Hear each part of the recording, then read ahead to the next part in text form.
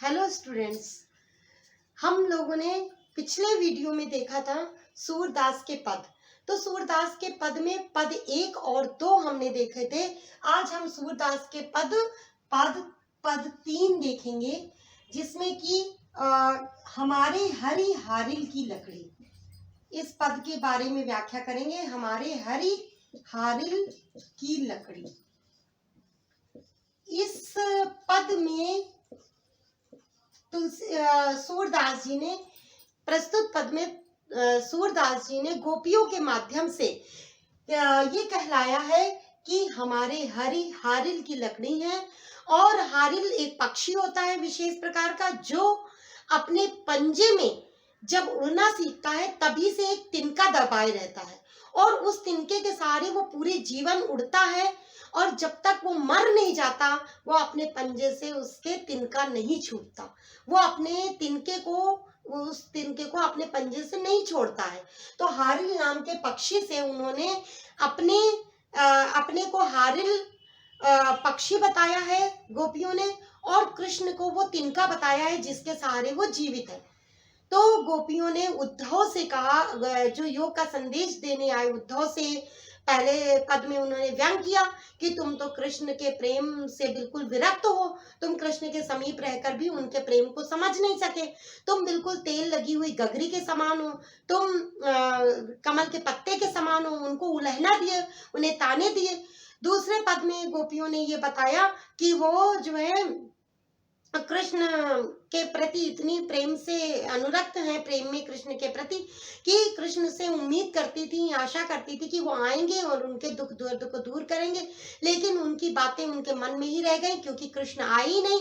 वो अपने मन की बात किससे जाकर कहें। ये बात उनको रही, उनके हृदय को और जला रही, उनकी विरह अग्नि को और अधिक प्रज्वलित कर रही, और वो अब धैर्य न रखने की बात कर रही थी।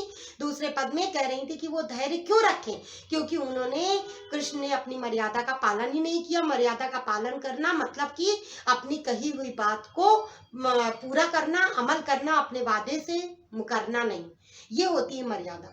अभी तीसरे पद में हमारे हरि हारिल की लकड़ी, फिर कृष्ण के प्रति एक निष्ठ प्रेम को प्रदर्शित करते हुए गोपियां, अभिव्यक्त करते हुए गोपियां कह रही हैं कि हमारे हरि तो हारिल की लकड़ी के समान है, यानी कि हरि को बताया है लकड़ी और अपने को बताया है हारिल पक्षी।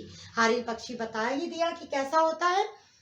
इसमें देखिए हा वर्ण की आवृत्ति से अनुप्रास अलंकार यहाँ पर दिखाई दे रहा है, और हारिल की लकड़ी कहने पर रूपक अलंकार है, क्योंकि गोपियां कह रही हैं कि कृष्ण हमारे लिए हारिल की लकड़ी है, और वो योग का संदेश न ग्रहण करने की जिद किए हुए हैं, उद्धव को मना कर रही हैं।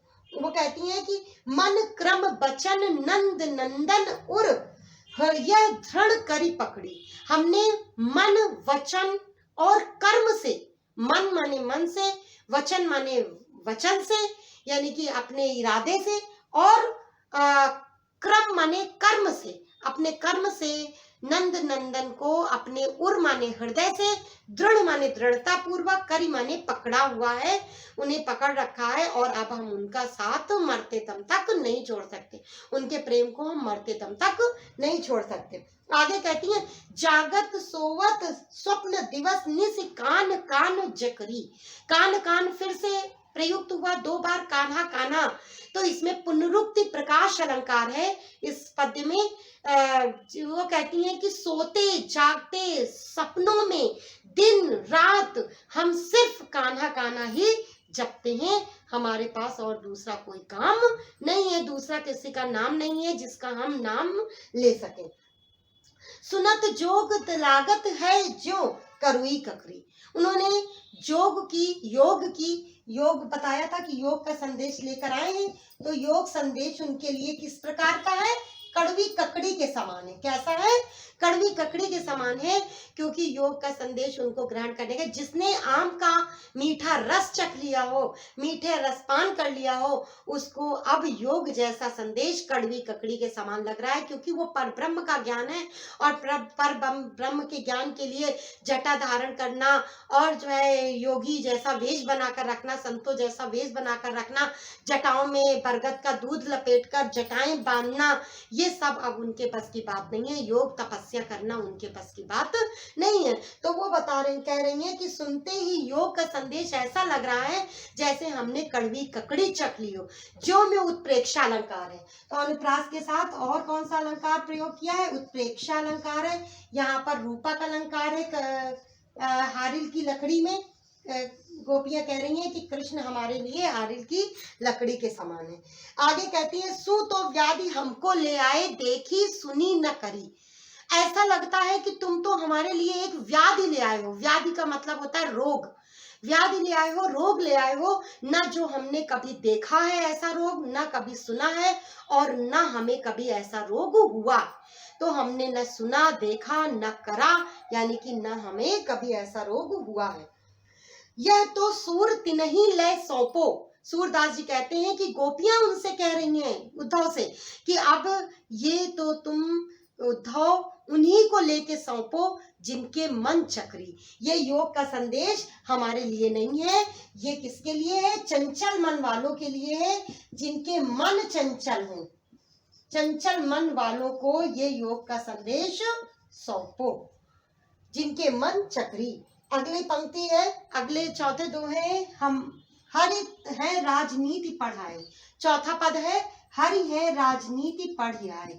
इसमें गोपियां अपनी कृष्ण के प्रति अपने क्रोध को या गुस्से को अभिव्यक्त कर रही हैं।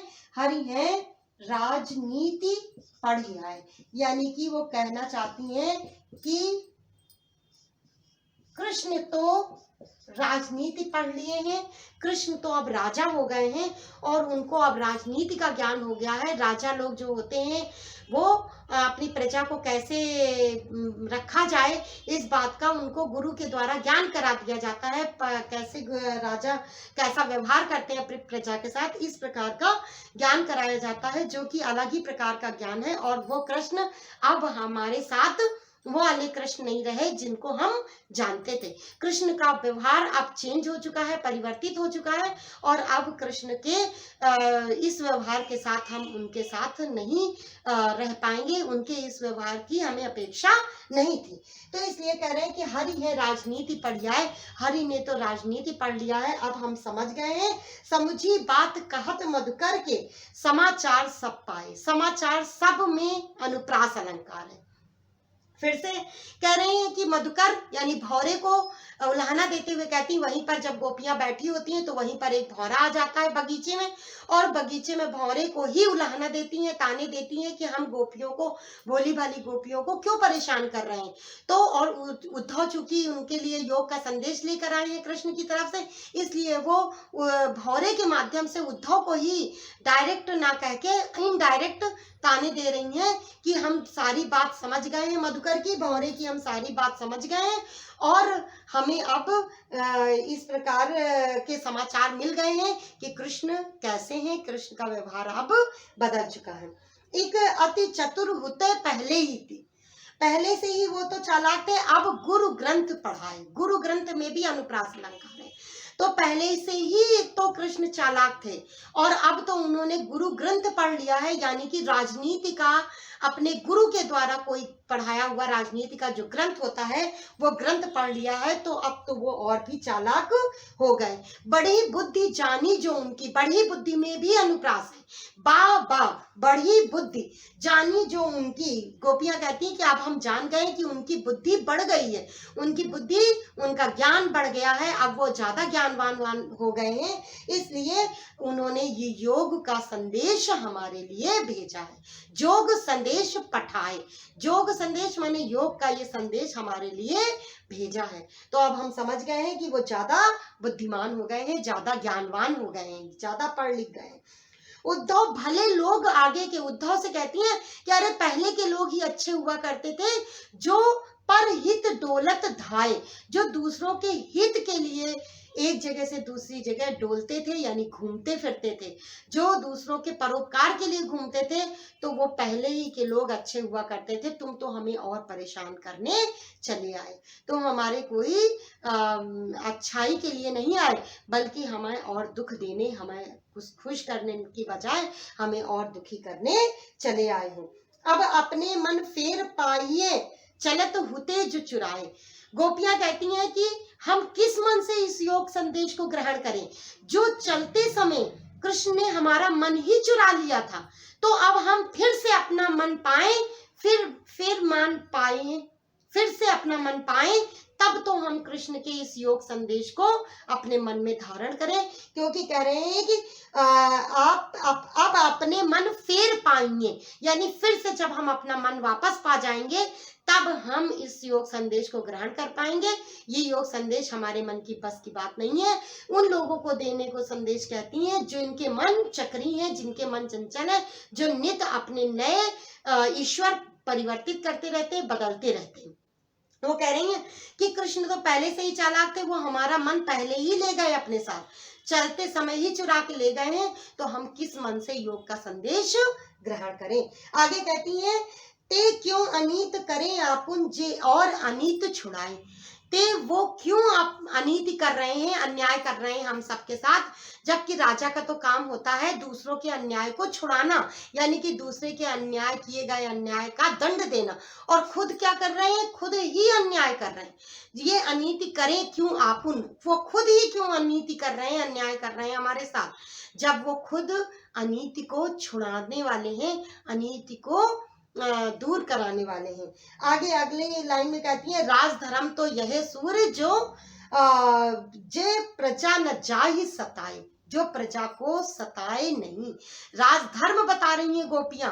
गोपियों की वाक पटुता का कितना सुंदर चित्रण किया है, उनकी वाक विदग्धता और उनके वाक चातुर्य का बड़ा ही सुंदर ढंग से वर्णन किया है।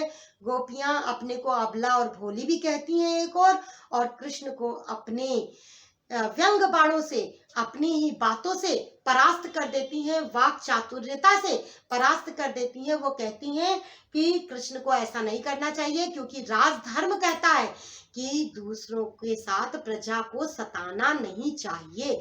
वो कृष्ण को राजधर्म बता रही हैं कि राजधर्म तो यही है जो प्रजा को सताए नहीं, अर्थात प्रजा को खुश रखे, प्रजा को प्रसन्न रखना ही राजा का धर्म होता है। जबकि कृष्ण ने अनीति का कार्य किया है, कृष्ण ने राजधर्म नहीं किया।